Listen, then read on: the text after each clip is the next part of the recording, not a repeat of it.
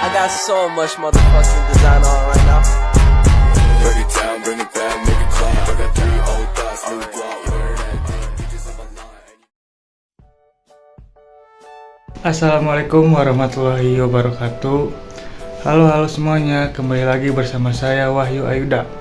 Wahyu di mari, ada Wahyu, mari kita nonton channel ini. Gaskeun.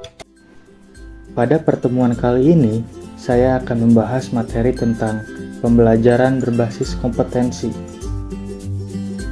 Tujuan pendidikan dan pelatihan berbasis kompetensi. Tujuan pendidikan dan pelatihan adalah kompetensi yang diharapkan dicapai peserta setelah menyelesaikan proses diklat. Kompetensi berbentuk kinerja atau unjuk kerja yang baik dalam bidang kehidupan atau pekerjaan. Kinerja yang baik dapat dicapai berkat kemampuan menerapkan pengetahuan, keterampilan, dan sikap perilaku. Nah, bila digambarkan hubungan antara kompetensi, kemampuan, dan pengetahuan tampak sebagai berikut. Di sini kompetensi ditunjukkan dengan kinerja minimal baik, di mana kompetensi dicapai sebagai hasil penggunaan kapabilitas atau kemampuan dalam pemecahan masalah aktual. Di sini juga kapabilitas atau kemampuan sebagai hasil penerapan kombinasi penerapan pengetahuan, keterampilan, dan sikap atau perilaku, di mana kapabilitas atau kemampuan disebut kompetensi dasar yang diperoleh sebagai hasil perpaduan bakat, pengalaman, dan pendidikan yang menjadi dasar untuk mencapai kompetensi.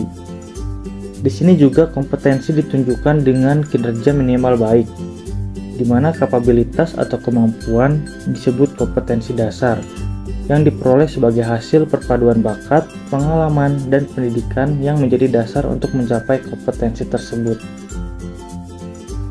Kurikulum berbasis kompetensi. Kurikulum berbasis kompetensi adalah kurikulum yang ditunjukkan untuk menciptakan tamatan yang kompeten dan cerdas dalam membangun identitas budaya dan bangsanya. Kompetensi yang dikembangkan. Kompetensi yang dikembangkan berupa keterampilan dan keahlian bertahan hidup dalam perubahan, pertentangan, ketidakmenentuan, ketidakpastian, dan kerumitan dalam kehidupan. Selanjutnya, desain dan pengembangan sistem. Desain dan pengembangan sistem pembelajaran dengan seluruh komponen di dalam harus difokuskan pada tujuan pembelajaran yang berisi kompetensi. Lalu, pembelajaran berbasis kompetensi tidak hanya difokuskan pada pencapaian peserta diklat, akan tetapi juga pada pencapaian pengajar. Selanjutnya ada kompetensi awal dan karakteristik awal peserta didik. Di sini ada 3 poin. Yang pertama adalah pihak yang paling berkepentingan dalam hasil pembelajaran di masa depan.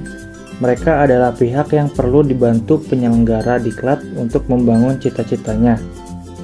Yang kedua adalah penyelenggara diklat, di dalamnya termasuk pengajar dan pengelola satuan pendidikan. Dan poin yang ketiga yaitu penggunaan lulusan. Mereka adalah yang berkepentingan untuk mendapatkan lulusan sesuai kebutuhan lapangan kerja. Selanjutnya ada kompetensi dan pengukuran hasil belajar. Pada akhir proses pembelajaran, pengajar, peserta diklat, dan masyarakat ingin tahu bagaimana hasil pembelajaran tersebut. Di sini pendesain pembelajaran perlu membuat alat pengukuran yang dapat mengukur kompetensi yang dimaksud dalam tujuan pembelajaran. Alat ukur tersebut yang dinyatakan valid adalah alat ukur yang dapat mengukur sesuatu yang seharusnya diukur atau reliable. Selanjutnya di sini ada perbandingan kemampuan dan kompetensi, di mana kemampuan dalam kawasan pengetahuan, keterampilan, sikap, atau kompetensi dasar, dan juga ada kompetensinya. Contohnya di sini yaitu yang pertama ada kemampuan menjelaskan cara membuat proposal penelitian, di mana kompetensi yang dimilikinya yaitu membuat proposal penelitian yang baik. Contoh yang kedua, kemampuan cara menulis laporan penelitian, di mana kompetensi yang dimilikinya yaitu membuat laporan penelitian yang baik. Lalu contoh yang ketiga, menguraikan cara penggunaan peralatan laboratorium fisika dengan baik, di mana kompetensi yang dimilikinya yaitu menggunakan peralatan laboratorium fisika dengan baik. Lalu yang keempat, menguraikan cara sopan santun dalam kehidupan masyarakat, yang dimana kompetensi yang dimilikinya yaitu berperilaku sopan santun dalam kehidupan masyarakat. Lalu contoh yang kelima, menguraikan bentuk perilaku gotong royong sesuai ajaran Pancasila, di mana kompetensi yang dimilikinya yaitu bergotong royong sesuai ajaran Pancasila. Selanjutnya, hubungan kompetensi dan strategi pembelajaran. Pendesain pembelajaran diharapkan dapat melaksanakan kegiatannya secara bertahap, yaitu yang pertama, menentukan tahapan dan langkah kegiatan pembelajaran dengan urutan isi yang diarahkan pada pencapaian kompetensi.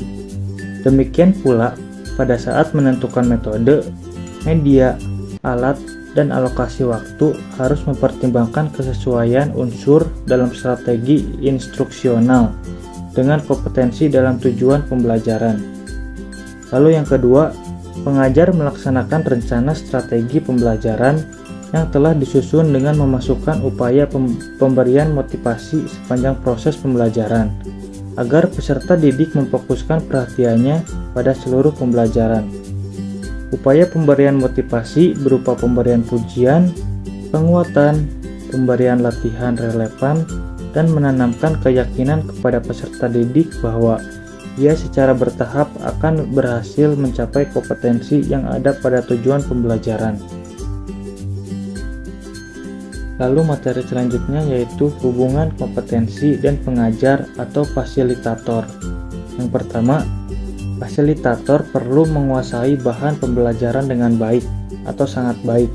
Dengan penguasaan bahan pembelajaran, ia akan mampu tampil meyakinkan pada saat mempresentasikan isi bahan atau saat menjawab pertanyaan peserta didik.